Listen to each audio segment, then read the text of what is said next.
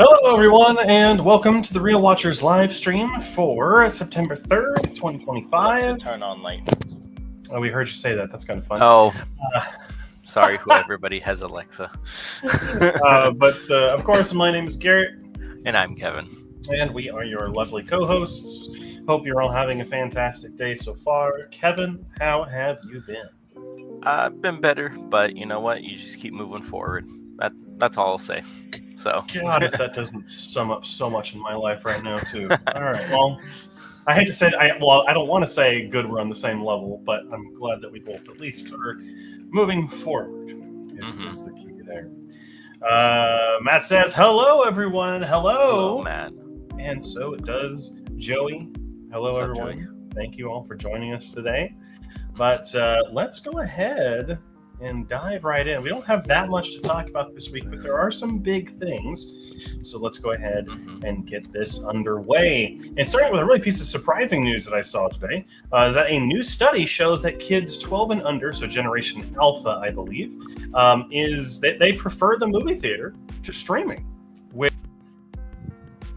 God damn it. Oh, wrong button. I'm clicking all the wrong things today. But this is really surprising. I mean, honestly, there have been a lot of movies that cater to that generation that have come out that have been successful, so I don't think it's too far from the truth. But the study also cited recent things like K-pop Demon Hunters, which was a streaming movie that came out in the theaters and then got first place at the box office. So this is actually really positive news. And like, I'll be honest, I was having a really bad day.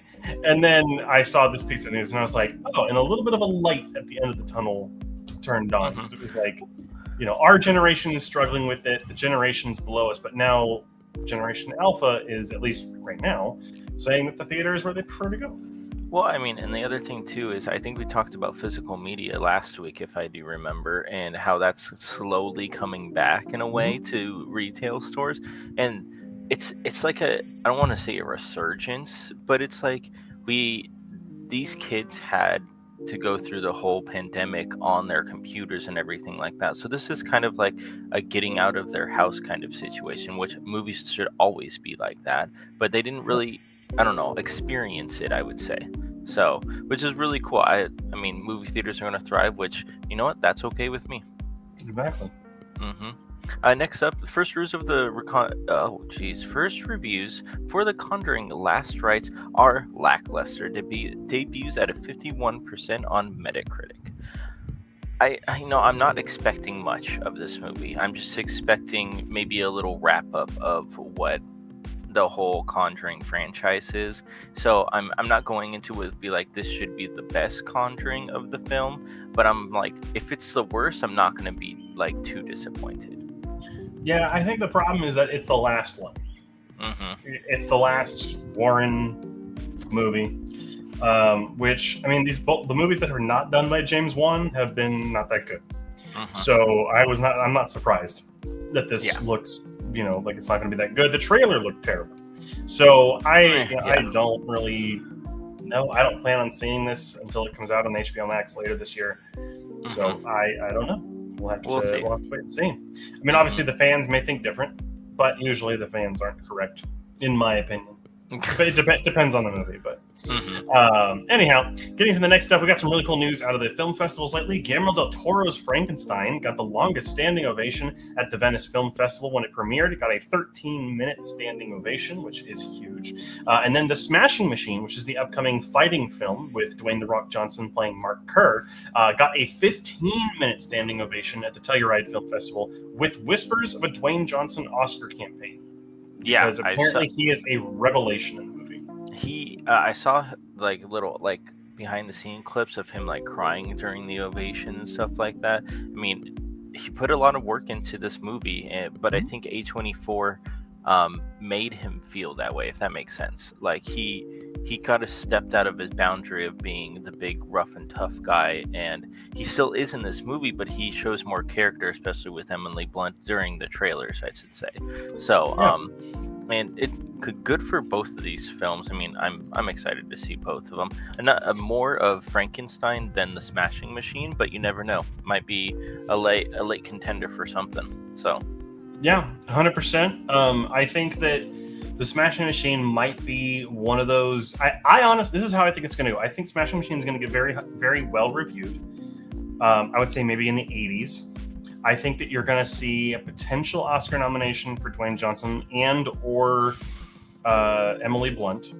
And then I think you're going to see... I don't think it'll get in Best Picture, though. I think it'll be an overlooked movie this year. I do think that Guillermo del Toro's Frankenstein, which has some more muted reviews right now, I want to say it's at a 70-something. Let me check. Okay. That's not bad either. Yeah. I want to see, though. I just want to double check. Guillermo del Toro's Frankenstein.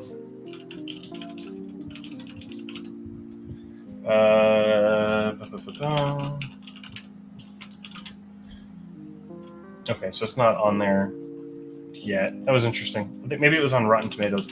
But the big front runner that's come out of the awards season or all the festivals right now is a film called Hamnet, which is from the director of The Eternals and also the Academy Award-winning director and maker of the film Nomadland.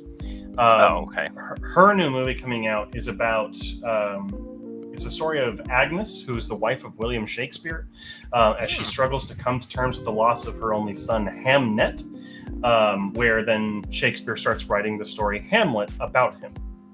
So it's a parenting story about loss and grieving, and apparently moved people to tears at Telluride and is now becoming the front runner for the Oscar next to Sinners.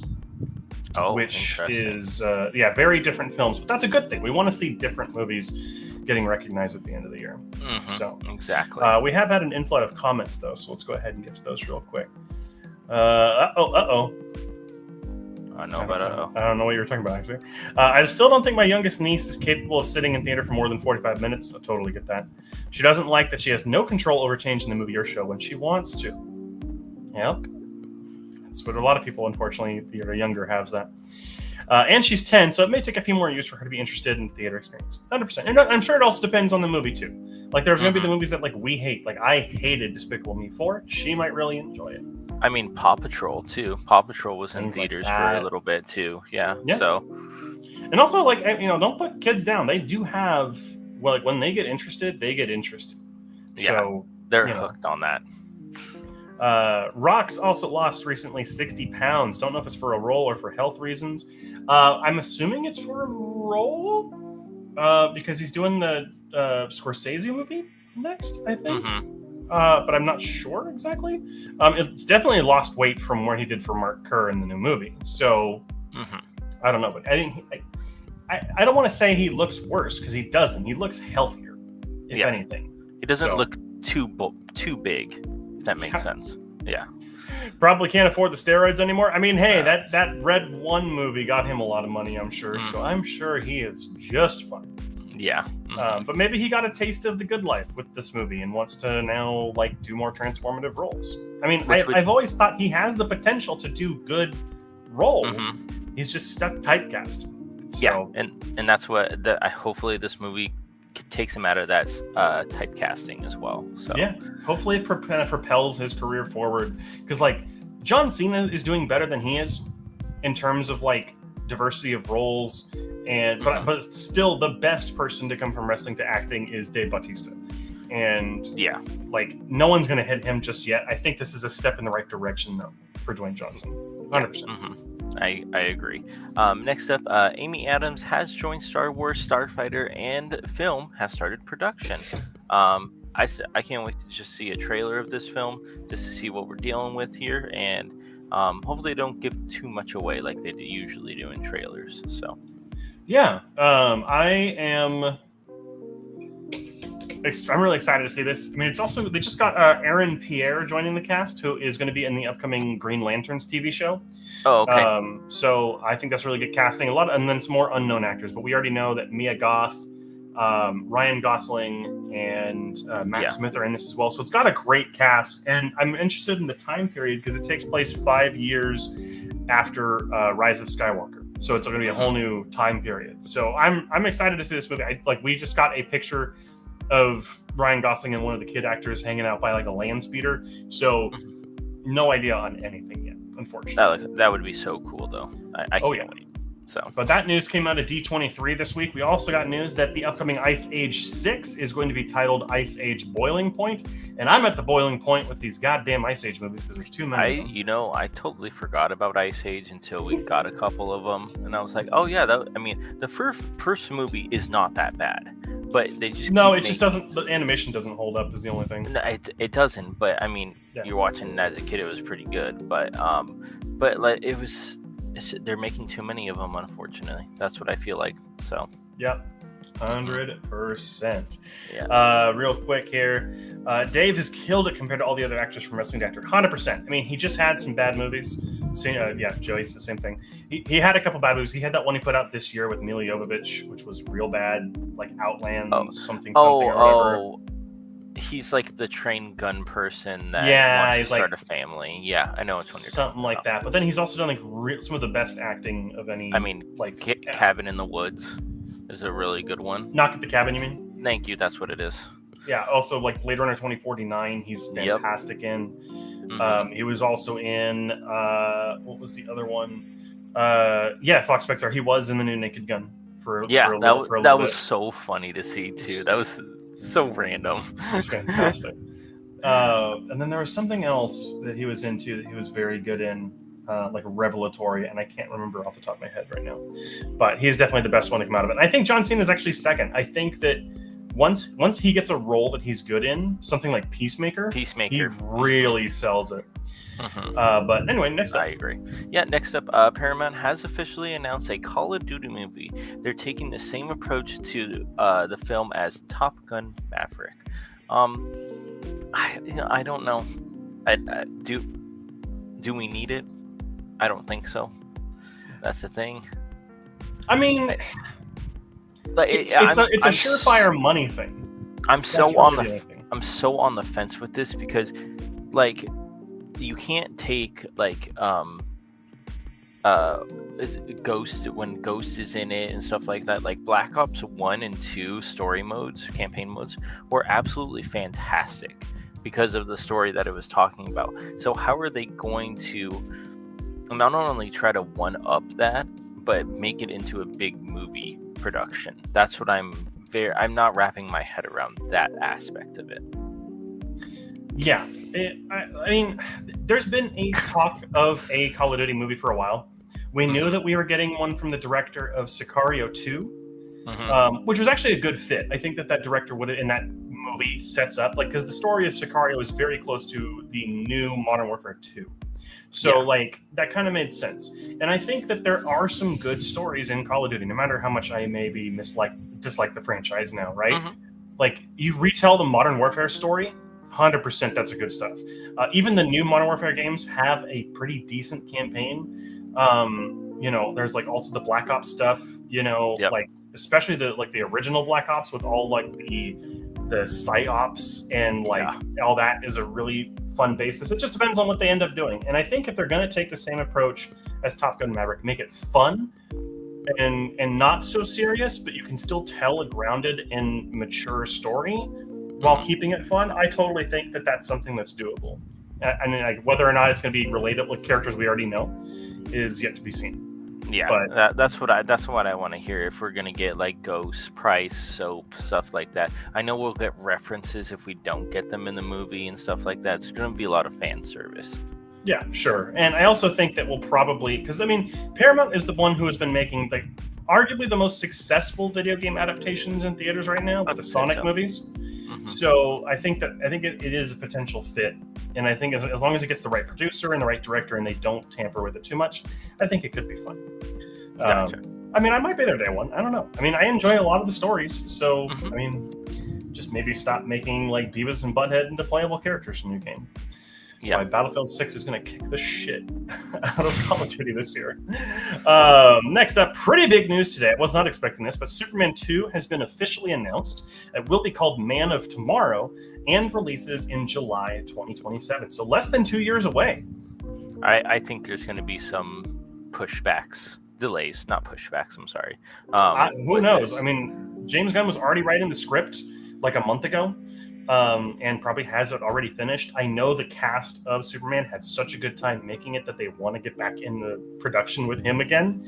And I mean, honestly, I think it'll work. The rumors are right now that it will feature more of a prominent role for Lex Luthor, and they might have to work together against something, which is pretty interesting. Interesting. So, yeah, no idea quite what it is yet, but I mean, after the first one, I mean, I have all the faith in Mr. Gunn. He did a fantastic job with Superman. So nice, very good, very good. Yeah, next up, Mortal Kombat 2 has been delayed to May 2026.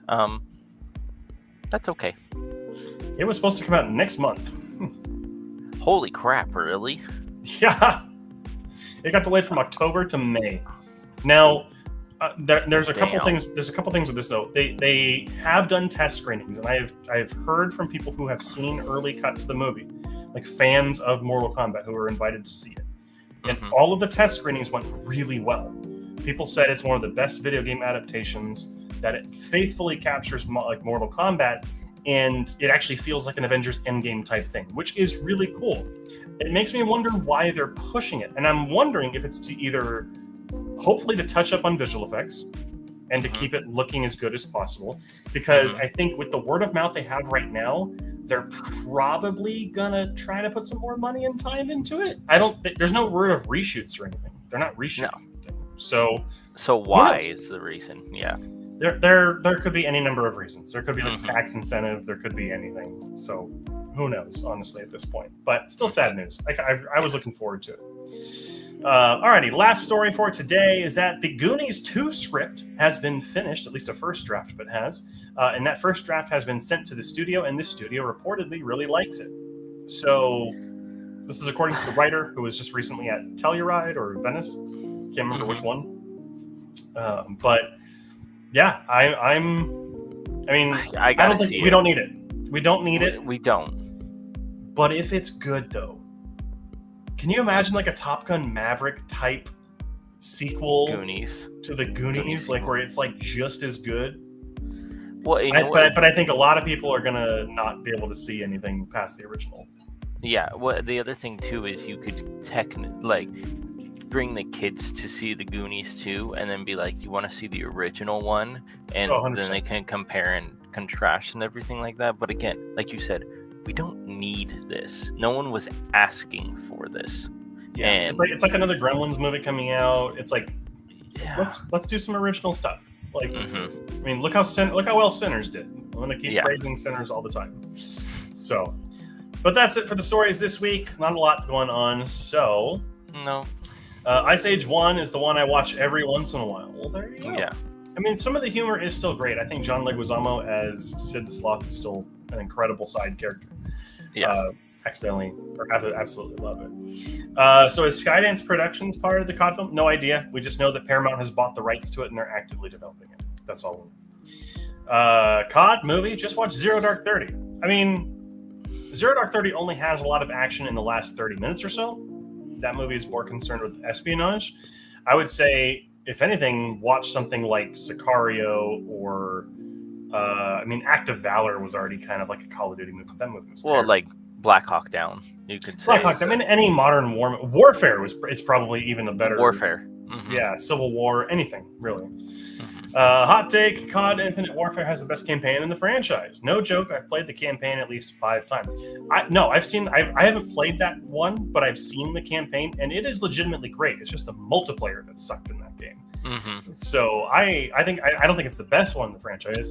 That's a good question. What do you think is the best campaign in the franchise? It's gotta be like Black Ops 1, 2 for me, because those were the ones I played the most. So that's the only reason. That's fair. I'm gonna be that guy, and I'm gonna say I really liked the original COD 4. Yeah, COD 4. I mean, that's COD always 4, Modern Warfare 2, Modern classic. Warfare 3. That trilogy is fantastic. But also the underdog pick. I'm gonna say one of my low-key favorite. Is it Ghost? No, Advanced Warfare. Oh, okay. I love Advanced Warfare. I love that game. I know everyone hated it, but I love that game. Doggo. Yep. Mm-hmm. Doggo. Behind Kevin. Doggo tired. I don't think there's going to be a jet flying dogfights in Goonies 2. Hey, you don't know. You haven't. Okay, we don't know the script. I want to see Kiwi Kwan come back as the actor he is today, just in a jet for some reason. That would be hilarious. Goonie doesn't need a sequel. If it did get another movie, it would have had to come out like 30 years ago. Yeah, I think so. Yeah. But I think that all the actors from that movie have come so far, like Josh Brolin and Ki-hee Kwan and the guy. Oh my God, the guy who played Sam. I forget his name, and it's killing me right now. But I think there is like their kids could all hang out and come back or something. I mean, there is a potential there. I don't want to say anything until we actually see a trailer. Yeah, like I'm just speculating. But I'm not opposed to it. I don't have the nostalgic feelings for that movie that a lot of people do. Mm-hmm. I only recently saw it a year ago. It's a good movie. It's a great movie, but like it's not like one of my favorite things in the world. So I don't mind seeing it. No, it's not like you said, me watching it like over and over again when I was little. I literally watched it maybe a year ago. And I was like, if I would have seen this, I probably would have watched it a lot when I was younger. But yeah. COD 2 Big Red 1 was underrated on PS2. Yeah, that one was really fun. Also, COD 3 was pretty good as well. A lot of the World War II ones were pretty darn good. Alrighty, that's going to go ahead and push us into the trailers that came out this week. Not a whole lot came out, but some really good stuff came out this week. Anything stand out to you? You think so? I didn't see anything that was too good for me. There you go. I thought the trailer for 28 Years Later at Bone Temple looked really good. I think it showed too much. Well, we don't know. I haven't seen 28 Years Later, so I don't know what's going on.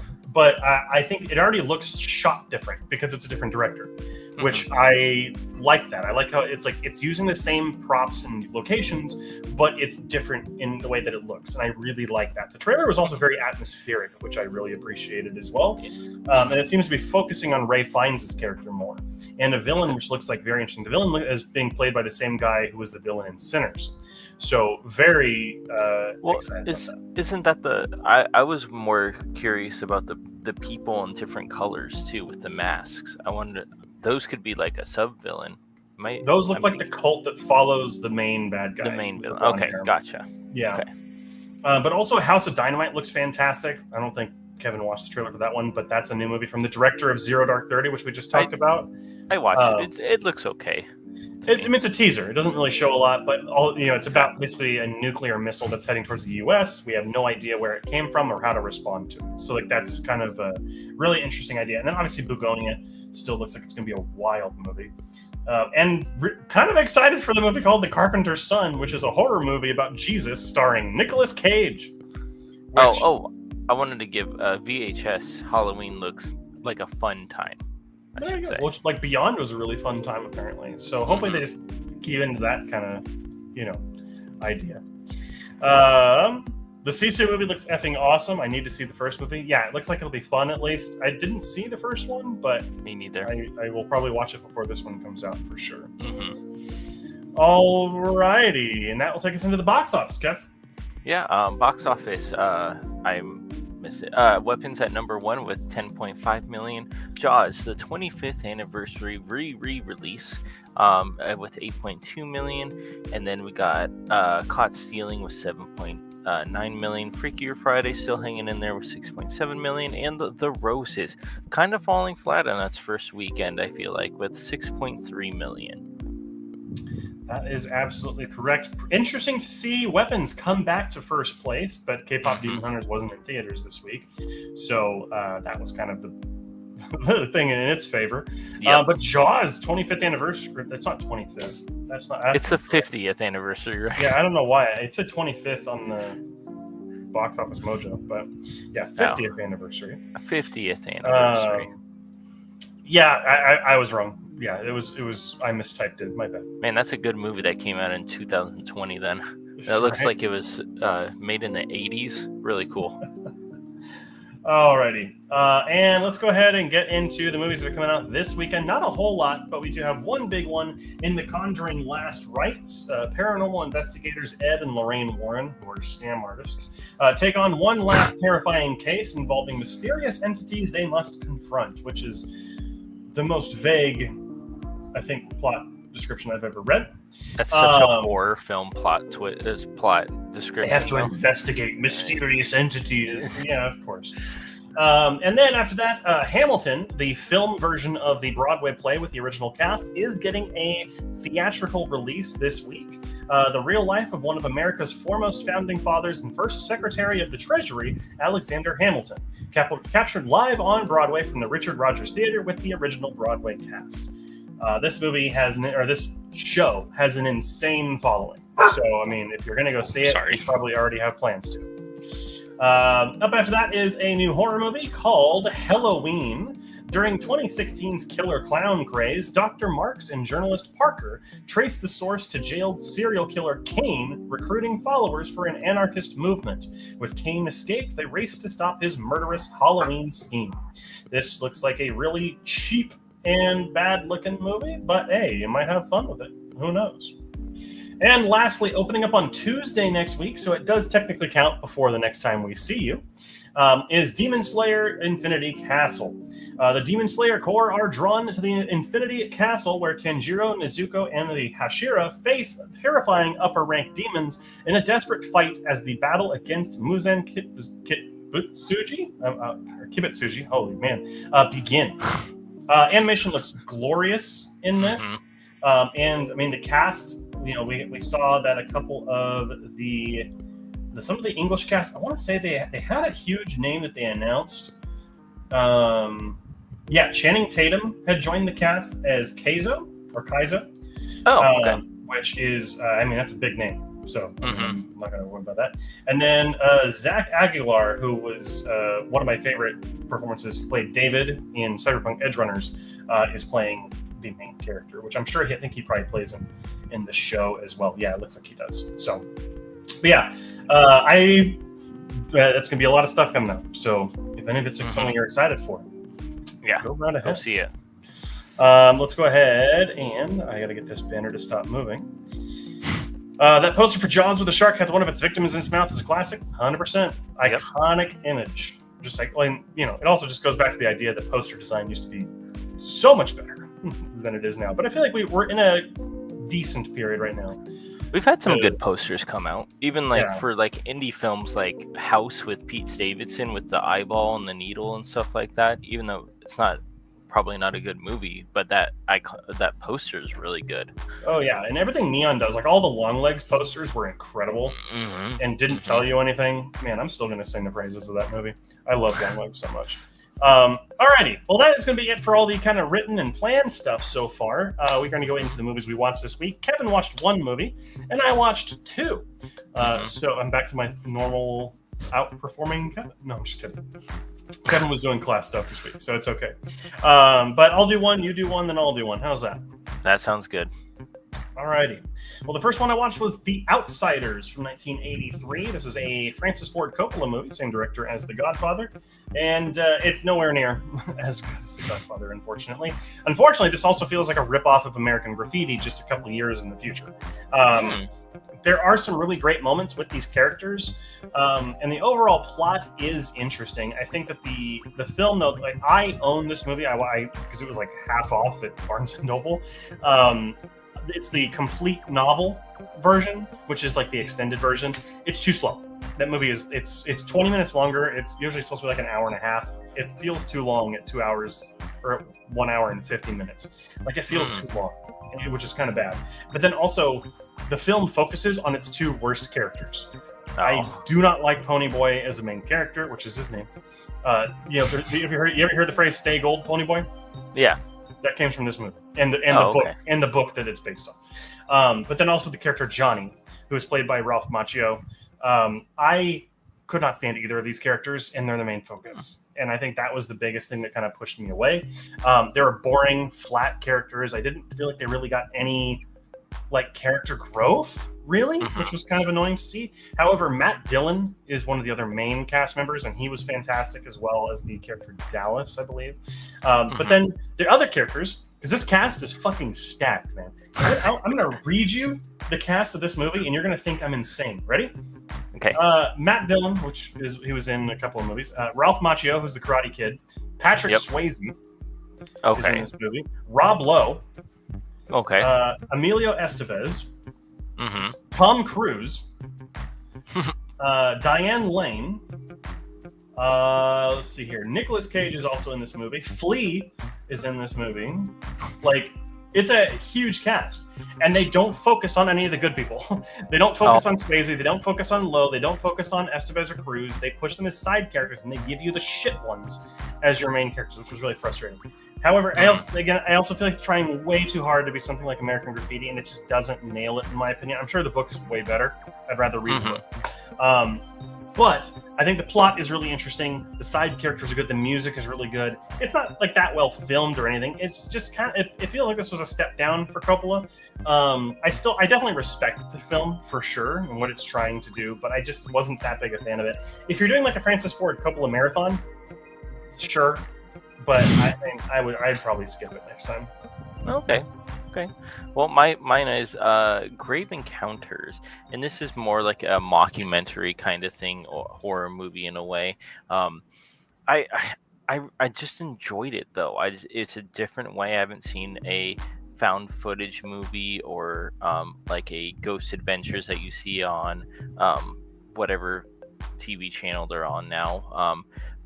So that's why I think I enjoyed it a little bit better. It just wasn't another horror movie. It was more of a technical horror movie, which I really enjoyed. I mean, again, I don't really care about the characters. I couldn't even tell you the name of the characters. Maybe one of them's Matt, actually.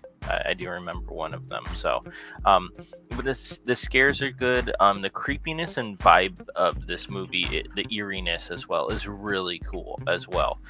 So I really like the overall atmosphere of this movie. The scares are okay, but that's it. I was expecting it to like it a lot less than it actually did, though. So I gave it a 32 out of 100. Gotcha. Yeah, I remember seeing. I've heard mixed things about it, to say the most. All right, and continuing my 2-week long spree of just watching as much anime as I can get my hand on. I don't know why, but I watched the first of the Evangelion Rebuild films, which is 1.0 You Are Not Alone, or I believe on Prime it's 1.11 because it's got some additional scenes in it. Yeah. Evangelion's my favorite anime series of all time. It's up there, right? Like Evangelion, Frieren, and Cyberpunk Edge Runners are the top 3. Okay. And they kind of switch back and forth all the time. And I was ecstatic to check these out because I've heard that the later ones, especially 3.0 and then 3.33 plus 1.0, are legitimately some of the best films. Not only in anime, but 3.0 plus 1.1 is in the top 250 on Letterboxd, right? So that's really has been kind of okay, I want to get these watched. I think that the animation gets a major improvement here, even though it's a lot of just the same stuff from the show. But the technology increase from the 90s to 2007, it's the 4th angel, or the 5th one's the giant diamond-looking thing that drills down. Yeah. That one in this looks insane. There's so much more geometric effects they get with it. It's fantastic. The Avas look better than ever. One thing that really suffers in this one, though, is the English voice cast, which I watch it both ways. I'm going to make sure that that's clear. I don't care about dub versus sub. Like I watch it how I like. I think that the English voice actor for Shinji is terrible in this one. The original show was much better. I could not stand it, which was, man, I switched back to Japanese like almost immediately. I was like, I can't do this. But that's really the only biggest thing. The other thing that I didn't really like as well is that it didn't feel like it really changed anything, but I have heard that the changes come later and more exploration of concepts comes later. So this was kind of like just the bedrock of how you build it, and then you can go from there, which I really appreciate. I've always loved the overarching sense of dread, this really deep look into anxiety and depression, which I suffer from, so it's nice to see it explored on the screen. The imagery, like, it's just a spectacle, and I really liked it. So I gave it an 89. I'm really excited to watch the next ones and kind of see more about it, and as it goes. So nice, very good. That's it for the outside the wheel spin movies. So let's go ahead and talk about our wheel spin stuff, Kevin. Let's do our shorts. Yeah. The Milky. How do I pronounce that? Waif? Wife. I don't know. I don't know. But there's blackface in this movie or this short. So that was it took me very off guard. And this is a good Tom and Jerry short. It wasn't as funny as I expected it to be. The animation, I mean, it was still really good. But the jokes aside and everything like that were just okay. None of them really hit. And the only thing that took me by surprise was that blackface kind of scene, which was very interesting. But again, it's a picture of its time, so I'm not judging in that way. But I give it an 86 out of 100. 68 out of 100. Sorry, dyslexia kicked in there. It's good, but I have seen much better Tom and Jerry. Sure. All right, for me, mine was No Parking Hare. I had never seen this one, so it was a Bugs Bunny one, which I was excited for. This one is like he has his hole out in like the middle of the desert, and there's this freeway being constructed, and he's going up against like a construction worker who's trying to kick him out. Which the construction worker was like not your typical antagonist, so that was kind of nice. And I think there were some really good jokes, and Bugs is like suitably himself. This is like the 50s Bugs, which is probably my favorite. Where he's just kind of like laid back, and just like wants to antagonize. It just doesn't have enough to make me love it, but it is a good one. It did get a chuckle out of me here and there. So nice. But we'll get to Kevin's movie. My movie, Underwater. So I have heard about this as one of those pandemic movies that came out. And it was again, I gave it a 50 because I could not put it as in it's good for me or it's bad for me. It's literally right down the middle for me. The characters, I feel like we don't get enough background to and enough story to be told by them at the beginning of this movie to make me care about them and to make me want them not to die if they do die. So that's where I feel like I kind of got left out in this movie, because you just get kind of thrown into the shit show pretty much in this movie, and it just doesn't stopping it's just a big adventure movie. But I would like to have seen like a backstory of even Kristen Stewart's character or the other, even like little flashbacks of the other characters in this movie as well. I mean, the monster that is supposed to be Cthulhu is really cool. Not used enough in this movie, though, I feel like. It's always appeared in the dark, so I couldn't really see it because I was watching this during the day. Stuff like that, it really irks me, especially when I watch movies, because it's like I don't have like a very dark room to watch these in and stuff like that. So unfortunately, I gave it a 50 out of 100, but you know what? It wasn't as bad as I thought it was going to be.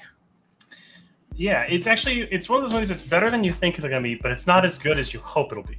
Yes. Which is really the best way to describe it. And also, I was very surprised by its ending and what it actually is, which I don't really want to spoil it, but it's not like worth watching either. It's 5 years old. Yeah, it's a Cthulhu movie. which I really loved. I loved that whole part of it, but they just don't do enough with that, unfortunately. There's no madness angle or anything. So, but alrighty, and that's going to lead me to my movie, which I believe was Kevin's pick for me. My pick was Barefoot Gen or Gen. And I think I picked this one too because I didn't know Matt was going to be in here, but remember Matt put this on the wheel spin and you could not find it. Oh, maybe that's what it was. So, and then we found it this year. Yeah. Yeah. I think Kevin was just trying to traumatize me. No. I'm kidding. I think this movie is absolutely soul crushing, and I think one of its best parts is how it depicts the bomb and its effects. And I think that's where it steps away from the rest of the pack of animated films, because it doesn't go into like super graphic detail, but it goes into it enough where it's horrifying. Like, this shows kids and animals and people like melting away because of the bomb, which is what you should show. You should show this to as many people as possible, because it's like, it's not hard to not throw this bomb at other people. Don't do it. But what I really did not like about this movie is its tonal inconsistency, and what I mean by that is that even after the bomb falls, there's too many moments of levity and too many moments of like trying to do comedic relief with the kids and things that they do, that it feels out of place, right? And I'm going to make this comparison because they're very close in years they came out. This feels like this is overshadowed by Grave of the Fireflies, which is one of the best films ever, apart from it being animated. It's one of the best films ever. But that one is also soul-crushingly bleak. But that one has moments of levity, but it's not for comedic relief. It's to endear the characters to us and to show their connection and how they work together. That's what makes that movie so good. This one has some of the most annoying child voice actors in the world who only have 2 tones of voice, which is either screaming or not talking loud enough, and it's the same tone all the time, and it's really annoying. It's really bad. I hated those characters, and I wanted them to, maybe get a little closer to the bomb. But it's an outright horror movie when it deals with the effects, and I really love that part of it. And it's interesting because the film, similarly to Grave of the Fireflies, and Barefoot Gen does say that it's the Americans that are attacking or whatever. In Grave of the Fireflies, it's just the enemy, right? But in this movie, they do say it's the Americans. But after the bombs fall, no one's saying, oh, why did the Americans do this, whatever. A lot of them are blaming the Japanese government for not surrendering and having it go to that point, which is very accurate for what happened at the time. I mean, the people were through it. They were starving, and they were like, Japan was not doing good at the end of the war. So, but they were going to throw everything they had. They would rather die than lose their country. So, which is, it's crazy. If you ever have the chance and the fortune to study World War II history, it's truly fascinating stuff. Because like, you watch this movie and you're like, we shouldn't have done that. We should not have dropped the bombs. But then you look at history, and because if these didn't work, if we couldn't get these made, we would have invaded mainland Japan, and millions would have died. And so that's feels worse in some ways, but the lack of humanity, and it's a real interesting discussion. So I think this movie does nail that. But again, its tonal inconsistencies and its terrible main character were not enough for me to like give it a higher score. But I still enjoyed it. I still gave it a 78 out of 100. I still think it's a good double feature to watch with Grave of the Fireflies, or I would even watch this with Oppenheimer, so you get both angles of what happened. I think it's probably one of the better ways to do it. Nice. Alrighty, got some comments here though. Kevin, how about the ending where Tom blows his top at Tom for what he did to Nibbles? Yeah, that was funny too. The yelling match then. Tom literally goes super mode on him. It was good. It's just I always think there's always some Tom and Jerry shorts that are so top of the tier that I haven't watched yet either, and maybe I have to watch those, and maybe they're not as good as I think they are. That's the other thing. Well, there you go. Alrighty, well, let's go ahead and get to our favorite part of the show, Kevin, which is Favorite. going to be doing the... We're going to be picking a movie from a spinning device that rolls. All right, that's a new one. Mm-hmm. Alrighty. Actually, 99 Bugs is a short, I'm pretty sure, so go ahead and add that. But let's go ahead and see what you guys have. Remember, let's say one movie per person. We're still over 300, so we need to kind of whittle this down just a little bit. But Kevin, you got a horror movie this week with Underwater. What are you looking for this week? It's almost spooky season again, so I wouldn't mind another horror movie, maybe a cheesy horror movie. But you can do like a classic, like I see Patriot Game on here. What else? Oh, and I've also heard The Secret Life of Walter Mitty is really good. So that might be an interesting one to see. So I'm down for anything though. Okay. Well, let's wait and see if we get in the next minute or so. Oh man, yeah. I mean, I'm always up for anything, so I'm not really hoping for one thing or another, but I am excited to see what the possibilities are. See, Joey says Murder by Death from 1976. I mean, I would hope it's by death. Murder by anything else would be weird. I don't think that would be good. I mean, if you're murdered, you're dead. So, interesting. Right, we'll give another 30 seconds or so, and then we'll spin the wheel. Spin that wheel. Joey says, the fact you're saying Patriot Games is a classic helps show my age. I saw that in theaters. Oh, I don't know what it is. I just saw it on there. It's a Tom Clancy movie. Jack Ryan, I believe. Okay, yeah. Okay, I know Harrison what it Ford in it. It's not bad at all. I want to say it's like 90s. 80s. Yeah, 90s. earlier mid 90s, I think. Alrighty. But that is going to be it. So let's go ahead and shuffle this bad boy up. Kevin, we're going to get you a short. Yeah, give me a short.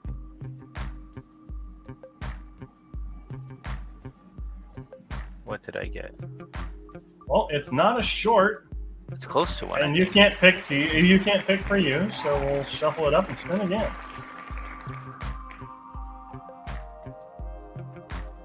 Spin, spin, spin that wheel, and it's a short. Barney Bear's Victory Garden. What is that? What a change in tone.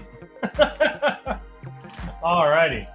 So Kevin's is Barney Bear's Victory Garden. So I'll go ahead and shuffle this up and spin for mine. You'll have to answer him, Joey. What is Barney Bear's Victory Garden? Sorry, I just realized I did not send money to my other account, so I have like no money right now. So I just realized it though. All right. Barney Bear's Victory Garden.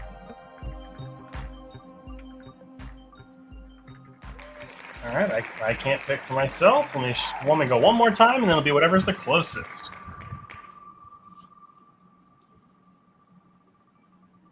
What is this? Hey, got one. False hair. Have you seen that one though? I feel like you have. I'm gonna check. Why does it do that? I click the search thing, and it doesn't do it. False hair. I have not seen that one. Okay. Alrighty. So, false hair is going to be my short. Let's go ahead and shuffle it up. We're going to get Kevin a movie. You ready, Kevin? A good movie, too. You know, if it's a bad movie, it's still a good movie because I got it. That's a bold call. It's an MGM cartoon with Barney Bear going against a gopher over Barney's garden. Oh, I get to pick for you this week. Well, let me think about it. You can spin if you want and think. Yeah, I'm gonna go ahead and spin real quick. Actually, I think I have one in mind, but we'll see. My movie is going to be Class of Nukem High. Yep. I don't remember this one. It's a 80s cheese movie. Oh, look at that. Okay, cool. Oh, it's on Shudder and Tubi. Okay. Never. I don't even think I've heard of that movie before. I remember typing it in, but like I don't think I've ever actually heard of it. So, alrighty. Kevin. What am I gonna make you watch this week? What are you feeling? I don't care. Pick something, man. I don't care. This is why it's your pick, not my pick. Yeah, I know. And I'm gonna do the one that I saw in here that I want you to watch. You're gonna watch Event Horizon.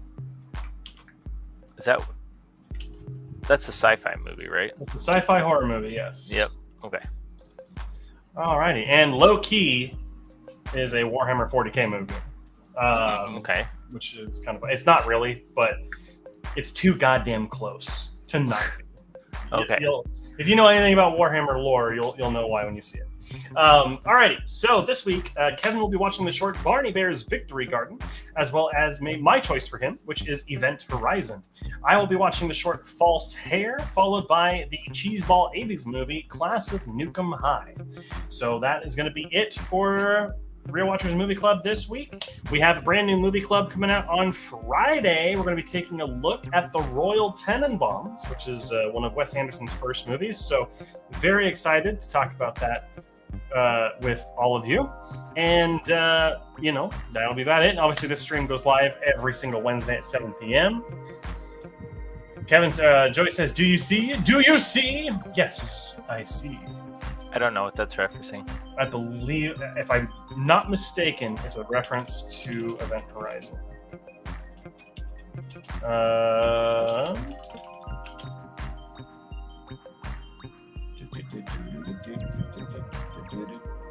Yes, yeah, it is Event Horizon. Yeah, I was right. 100%. Yeah, Garrett hopefully gets it. Yes, it is from Event Horizon. Okay. Won't spoil where it's from, but it is from Event Horizon. Alrighty. And that is going to be it for us tonight. Thank you so much for joining us. We'll be back next week, same time, same place. And until then, make sure to keep those eyes on the screen. Have a good night, everyone.